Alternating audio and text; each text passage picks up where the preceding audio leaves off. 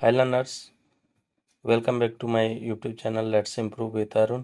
तो आज हम लोग डिस्कस करेंगे ब्रज के सिंधिया नामक कविता की क्वेश्चन आंसर। क्वेश्चन नंबर 3 का क देखेंगे। क्वेश्चन है ब्रज की संध्या शीर्षक पाठ के सारांश लिखिए। यह जो है बहुत महत्वपूर्ण इसलिए है कि अगर हम सारांश को जान लेते हैं तो हमें जो भी क्वेश्चन आंसर एग्ज़ाम में पूछे जाएंगे उन सभी का उत्तर जो है उत्तर देने में जो है इजी होगा। इसलिए जो है पहले सारांश को देखते हैं। सारांश में है कि ब्रज की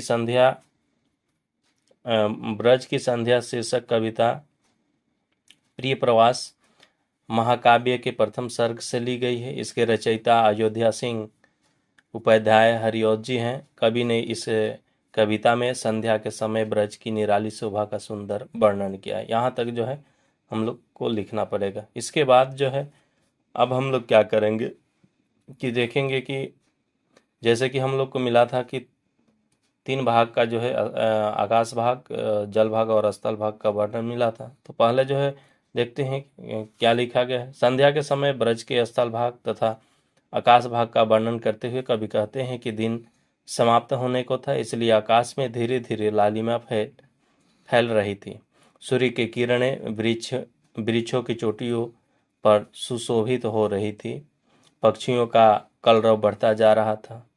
दिन भर दाना पानी के लिए बाहर विचरण करने वाली पक्षी अपने अपने निवास स्थान की ओर लौट रहे थे। आकाश में पंक्तिबद्ध होकर उड़ते हुए पक्षियों की शोभा निराली थी। जैसे जैसे दिन ढल रहा था वैसे वैसे आकाश की लालिमा बढ़ती जा रही थी। आकाश की लालिमा के विस्तार से चारों दिशाएं लाल हो गई थी और ब्रज के वृक्षों की हरियाली भी उस लालिमा में डूबी हुई सी प्रतीत हो रही थी। वृक्षों की चोटियों से हटकर सूर्य की लाल किरणें पर्वतों की चोटियों पर चढ़ चुकी थी।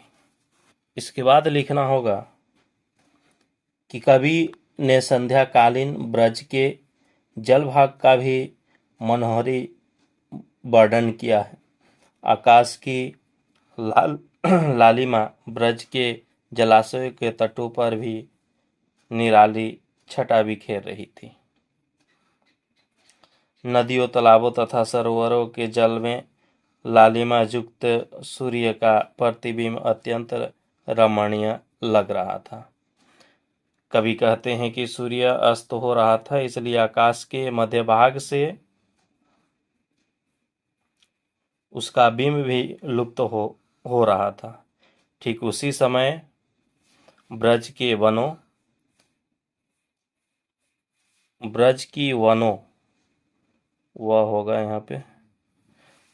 वनों एवं पर्वत की गुफाओं को झंकृत करती हुई गिरधर श्री कृष्ण की बांसुरी बजने लगती है। ब्रज का सारा वातावरण श्री कृष्ण की बंसी की मधुर ध्वनि से मुखरित हो गया है। तो यह था ब्रज की संध्या शीर्षक पाठ का सारांश। अब जो है ख नंबर जो क्वेश्चन था, ख नंबर का क्वेश्चन दिया गया है कि हरिऔध जी का संक्षिप्त साहित्यिक परिचय दिया, जो कि प्राय हम लोग को कवि परिचय में मिल जाता है। यहाँ दिया गया है कि अयोध्या सिंह उपाध्याय हरिऔध जी आधुनिक हिंदी साहित्य के सुपरिचित कवि हैं। खरी बोली हिंदी को सजाने संवारने तथा उसे सशक्त बनाने में इनका महत्वपूर्ण योगदान रहा। आरंभ में आप ब्रज भाषा में समस्या पूर्ति क्या करते थे, बाद में खड़ी बोली हिंदी में भी पद रचना करने लगे। आपकी कृति का मुख्य आधार प्रिय प्रवास है। सन 1914 में प्रकाशित खड़ी बोली हिंदी का प्रिय प्रवास प्रथम महाकाव्य है। इसमें श्री कृष्ण के बचपन से लेकर मथुरा प्रस्थान तक की कथा 17 सर्गों में लिखी गई है। आप कवि होने के साथ साथ निबंधकार, नाटककार, उपन्यासकार, समालोचक तथा इतिहासकार थे। पद प्रसून चुपते चौपते चोखे चौपते, बोलचाल, रस कलश, बेदही बनवा आदि हरिओं जी की प्रमुख काव्य रचनाएं हैं। ठेठ हिंदी का ठाठ और अधखीला फूल आपके दो मौलिक उपन्यास हैं। इनकी रचनाओं में भाषा के विविध रूपों का दर्शन होता है। अपने युग काल के अनुसार आपने अपनी रचनाओं में नीति और आदर्श का प्रतिपादन किया है। तो यह जो है संक्षिप्त साहित्यिक परिचय है हरिओं जी का। वीडियो अच्छा लगा हो तो लाइक करिएगा, कमेंट करिएगा और शेयर कर दीजिएगा। इसके बाद की जो क्वेश्चन आंसर है उसको नेक्स्ट वीडियो में अपलोड किया जाएगा।